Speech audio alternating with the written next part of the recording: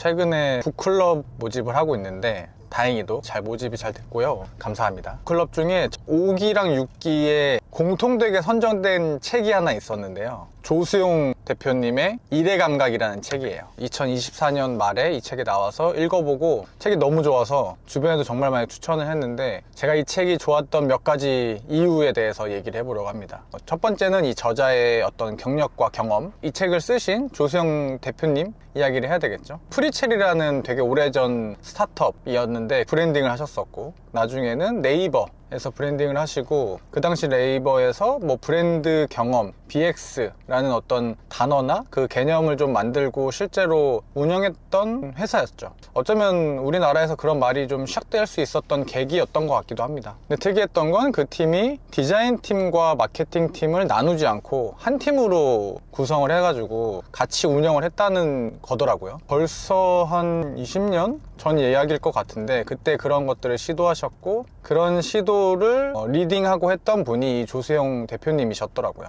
저는 개인적으로 조수용 대표님을 알게 됐던 거는 매거진비라는 그 잡지, 매거진이라는 이름이 붙어있는 잡지지만 사실 과월호가 없는 잡지로 포지션을 해서, 지난 호의 잡지도 우리가 돈을 주고 사도 가치가 있다고 느껴지는 그런 브랜드가 됐잖아요. 브랜드를 소개해주는 매거진인데 그것 자체가 브랜드가 됐고, 매거진 비해서 소개해주는 브랜드는 꽤 믿을만해 라는 인식까지 만들어낸 브랜드라고 볼 수 있을 것 같아요. 그리고 또다시 카카오에서도 공동대표를 역임하면서 네이버나 카카오 같은 한국의 어떤 IT 업계에서 입지를 단단하게 굳히고 있는 두 회사에서 크리에이티브 혹은 전체적인 어떤 운영, 이런 것들을 경험하신 유일한 분이 아닌가, 이런 생각이 들어요. 그리고 두 번째는 책이 너무 읽기가 편했어요. 전 개인적으로 많이 알고 있는 것을 어렵게 전달하는 것보다는 자기가 알고 있는 것을 또 얼마나 쉽게 전달할 수 있는가가 그 사람의 어떤 지혜 혹은 배려, 이런 걸 느낄 수 있는 포인트라고 생각하는데, 이 책이 좀 그렇게 잘 되어 있던 것 같아요.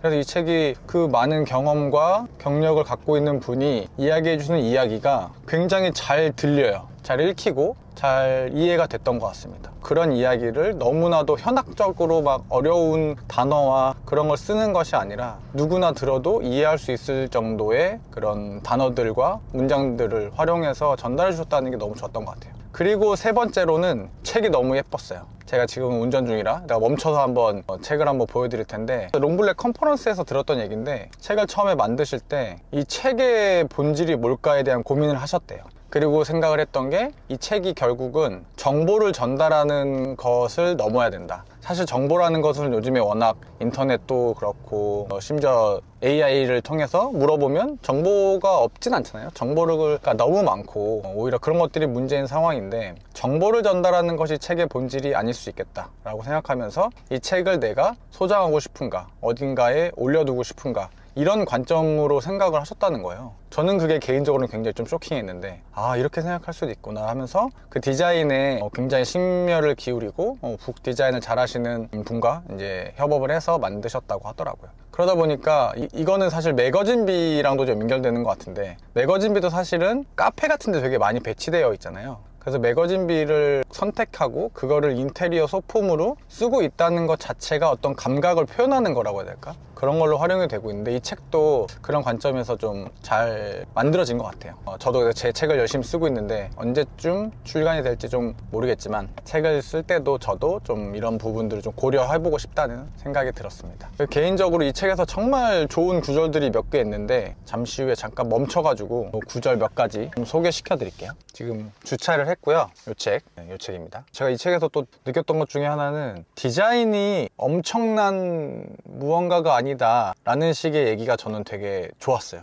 디자인이라는 것이 비즈니스로 봤을 때 물론 중요한 역할이긴 하지만 또 그게 전부는 아니거든요. 근데 약간 디자이너 혹은 디자인 회사 혹은 디자인을 하지 않는 누군가들도 디자인만 좋으면 무언가 해결이 될 수 있을 거라고 디자인을 좀 큰 비중으로 생각하는 경향도 좀 있는 것 같아요. 근데 그것이 아니다 라는 이야기 해주신 것도 너무 좋았고, 저는 개인적으로 이 구절이 너무 좋았는데, 86페이지에 좋은 디자인보다는 맞는 디자인이라는 사고에 익숙해져야 합니다. 아무리 좋아 보여도 제품의 의도와 본질을 잘 전달하지 못했다면 맞지 않은 디자인이고, 내 눈에 촌스러워 보이는 디자인도 의도를 잘 표현해서 전달했다면 맞는 디자인인 겁니다. 어떤 게 좋은 디자인이냐고 물어보는데, 저는 디자인은 사실 디자인만으로 뭔가 차별화를 줄 수도 있는 도구가 되기도 하지만, 보통은 디자인은 그 브랜드의 본질을 찾고 그것을 표현해주는 역할이라고 생각해요.